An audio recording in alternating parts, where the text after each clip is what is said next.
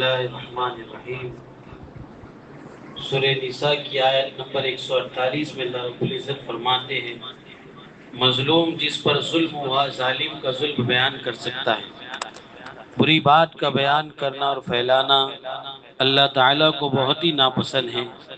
ہاں، اگر کسی پر کوئی ظلم ہوا ہو اور وہ اپنی مظلومیت ظاہر کرنے کے لیے ظالم کا ظلم اور زیادتی بیان کرے تو یہ جائز ہے۔ مظلوم جس پر ظلم ہوا ظالم کا ظلم بیان کر سکتا ہے۔ جس پر بھی ظلم ہو رہا ہے کس طرح ظلم کر رہا ہے اور اس ظلم کے خلاف آواز اٹھانا یہ حق ہے۔ اگر ظلم سہ رہا ہے یا کوئی سامنے والا خاموش ہے اس کی وجہ سے اس کی پکڑ ہوگی۔ اسی وجہ سے فرماتے ہیں کفر کے ساتھ تو حکومت چل سکتی ہے لیکن ظلم کے ساتھ حکومت نہیں چل سکتی۔ اللہ کے نبی علیہ الصلوۃ والسلام فرماتے ہیں واتقی دعوت المظلوم، کہ مظلوم کی بد دعا سے بچو، کیونکہ عرش کی گھٹی کو ہلا کر رکھ دیتی ہے۔ اس وجہ سے ظالم نہیں بننا بلکہ مظلوم جیسی اپنی زندگی گزارنا۔ سورہ نساء کی آیت نمبر 150 اور 152 میں اللہ رب العزت فرماتے ہیں تمام رسولوں پر ایمان لانا ضروری ہے۔ جو لوگ بعض رسولوں کو مانتے ہیں اور بعض کا انکار کرتے ہیں وہ بلا شبہ کافر ہے۔ مومن وہی ہے جو تمام رسولوں پر ایمان لائے اور ان کو اللہ کے رسول سچے رسول مانے۔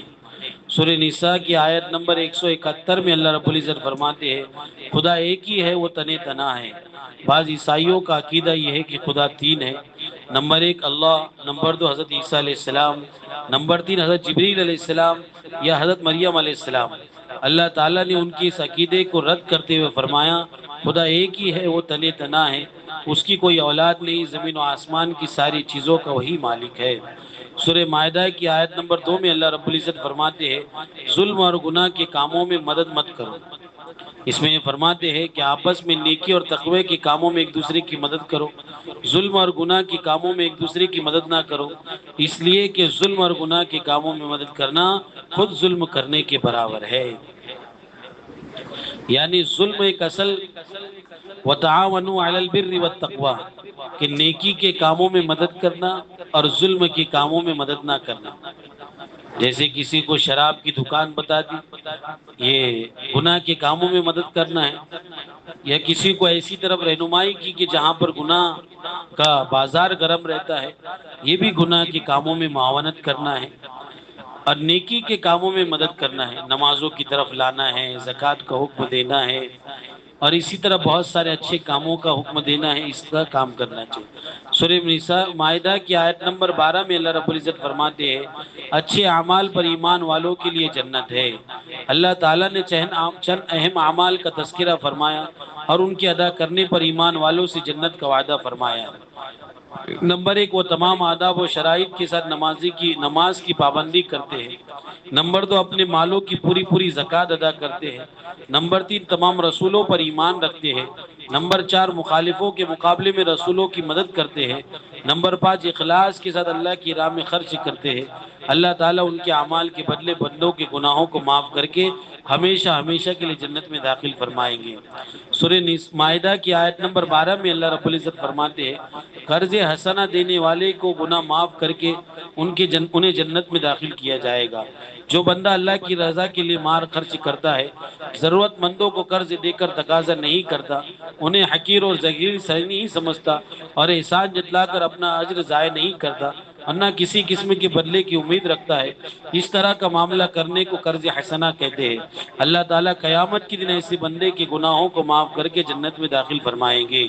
سورہ مائدہ کی آیت نمبر 32 میں اللہ رب العزت فرماتے ہیں کسی کا ناحق قتل کرنا گویا سارے انسانوں کا قتل کرنا، اور کسی ایک کی جان بچانا گویا سارے انسانوں کو بچانا ہے۔ کسی کو قتل کر دیا ناحق، مطلب ساری انسانیت کو اس نے ختم کر دیا، اور اس جرم کی وجہ سے اس دوزخ میں تمام انسانوں کے قتل کرنے کی برابر سزا دی جائے گی۔ اور جس شخص نے کسی انسان کو ناحق قتل ہونے، ڈوبنے، جلنے اور دیوار کے نیچے دبنے سے بچا لیا، اس کو سب انسانوں کے بچانے کے برابر ثواب ملے گا۔ سورہ مائدہ کی آیت نمبر 38 اور 39 میں اللہ رب العزت فرماتے ہیں چوری کے بدلے چور کے ہاتھ گٹوں تک کاٹے جائیں گے۔ اگر کسی مرد یا عورت نے چوری کی اور اس کا جرم ثابت ہو جائے تو سزا کے طور پر اس کا ہاتھ گٹے تک کاٹا جائے گا، تاکہ اس سزا کے بعد وہ گناہ سے رک جائے اور دوسروں کے لیے بھی عبرت حاصل کرنے کا موقع ملے۔ اور جو شخص سزا پا لینے کے بعد اپنی اصلاح کر لے اور گناہ سے توبہ کر لے تو اللہ تعالیٰ اس کی توبہ قبول فرمائیں گے۔ سورہ مائدہ کی آیت نمبر 41 میں اللہ رب العزت فرماتے ہیں عمل کی نیت سے مسئلہ پوچھنا چاہیے۔ اس بات پر تنبیہ کی گئی کسی عالم دین سے فتویٰ یا مسئلہ دریافت کرنے والے کے لیے ضروری ہے کہ اس کی نیت خدا اور اس کے رسول کے حکم کو معلوم کر کے اور اس پر عمل کرنے کی ہو۔ محض مفتی اور علماء کی رائے معلوم کر کے اپنی خواہش کے مطابق حکم تلاش کرنا نہ ہو۔ ایسے کرنے والوں کے لیے اللہ تعالیٰ نے دنیا میں رسوائی اور آخرت میں بڑے عذاب کی وعید سنائی ہے۔ جو بھی مسئلہ ہم پوچھیں عمل کی نیت سے ہم پوچھیں گے۔ اگر کسی عالم یا مفتی کو جانچنے کے لیے، اس کے علم کو یہ کرنے کے لیے، یہ غلط بات، یا رائے معلوم کرنے کے لیے یا الگ الگ مفتیوں سے پوچھ کر اپنے حق میں مسئلہ صحیح بنانے کے لیے، تو ان کے لیے اللہ رب العزت فرماتے ہیں کہ دنیا میں بھی رسوائی ہوگی اور آخرت میں بھی بڑے عذاب وعید سنائی جائے گی۔ سورہ مائدہ کی آیت نمبر 54 میں اللہ رب العزت فرماتے ہیں اللہ اپنے دین کی حفاظت کے لیے کسی کا محتاج نہیں ہے۔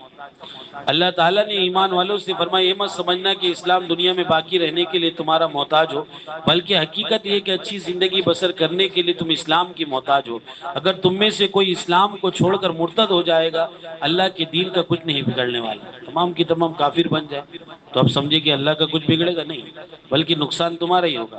بلکہ اللہ اپنے دین کی خدمت اور حفاظت کے لیے ایسی جماعت کو کھڑا کرے گا جن سے اللہ محبت کرے گا اور وہ اللہ سے محبت کرے گے۔ اللہ پر ایمان والوں کے لیے نرم دل اور ایمان نہ رکھنے والوں کے مقابلے میں سخت دل ہوگے۔ اللہ تعالیٰ کے دین کی جد و جہاد کرنے والے ہوگے اور دین کے معاملے میں کسی ملامت کرنے والے کی ملامت کی پرواہ نہیں کریں گے۔ سورہ مائدہ کی آیت نمبر 57 میں اللہ رب العزت فرماتے ہیں غیر مسلموں کے ساتھ بھی عدل و انصاف کا معاملہ کرو۔ کسی بھی صاحب ایمان اور غیرت مند بندے کے لیے ایسے لوگوں سے دلی دوستی کرنا جائز اور درست نہیں ہے جو لوگ دین اسلام پر لعن طعن اور نکتہ چینی کرتے ہیں اور اسلام کے شعار کا مذاق اڑاتے ہیں۔ اس کے باوجود اسلام اپنے حسن و کمال کی وجہ سے ان کے ساتھ ہمدردی اور خیر خواہی اور لین دین اور کاروباری کے معاملے میں انصاف کرنے کا حکم دیتا ہے۔ سورہ مائدہ کی آیت نمبر 70 میں اللہ رب العزت فرماتے ہیں دین کے ہر حکم کو ماننا اور اس پر عمل کرنا ضروری ہے۔ یہودی علماء اور ان کے بااثر لوگوں کا یہ مزاج بن گیا جب ان کو پسند اور خواہش کے خلاف کوئی نبی اللہ کا حکم لے کر آتا اس نبی کی بات کو جھٹلا دے، کبھی کبھی تو اس نبی کو قتل بھی کر ڈالتے۔ چنانچہ مسلمانوں کے اس خطرناک غلطی سے بچنے کا حکم فرمایا اللہ اور اس کے رسول کے ہر حکم کو بخوشی قبول کر لو، چاہے وہ تمہاری مرضی کے موافق ہو یا مخالف۔ جو اللہ کے حکم پر بخوشی عمل نہیں کرتا وہ قیامت کے دن اللہ کی پکڑ اور سخت عذاب سے بچ نہیں سکتا۔ اللہ تعالی ہمیں ہر حکم پر عمل کرنے کی توفیق عطا فرمائے۔ سورہ مائدہ کی آیت نمبر 79 میں اللہ رب العزت فرماتے ہیں جو شریعت پر چلے گا لوگوں کو بتائے گا اس کو بھلا بدلہ ملے گا، اور جو شریعت پر نہیں چلے گا برائی سے نہیں روکے گا اس کی پکڑ ہوگی۔ جو مومن بندے شریعت کے حکام کے عمل کی پابندی کرتے ہیں، دوسروں کو بھی اسلام کی تعلیمات پر عمل کرنے کی ترغیب دیتے ہیں، برائی اور بدعملی دور کرنے کی کوشش کرتے ہیں، انہیں اللہ کی رضا اور خوشنودی حاصل ہوگی۔ اور جو لوگ اپنی شرعی ذمہ داری کو پورا نہیں کریں گے، معاشرے میں پھیلی برائیوں کو دور کرنے کی کوشش نہیں کریں گے، ان کی دنیا اور آخرت میں سخت پکڑ ہوگی اور نافرمان قوموں کے ساتھ ان کا حشر ہوگا۔ اللہ تعالی ہمیں نیکیوں کو پھیلانے اور برائیوں کو دور کرنے کی توفیق عطا فرمائے۔ اللہ عمل کی توفیق عطا فرمائے۔ سبحان اللہ۔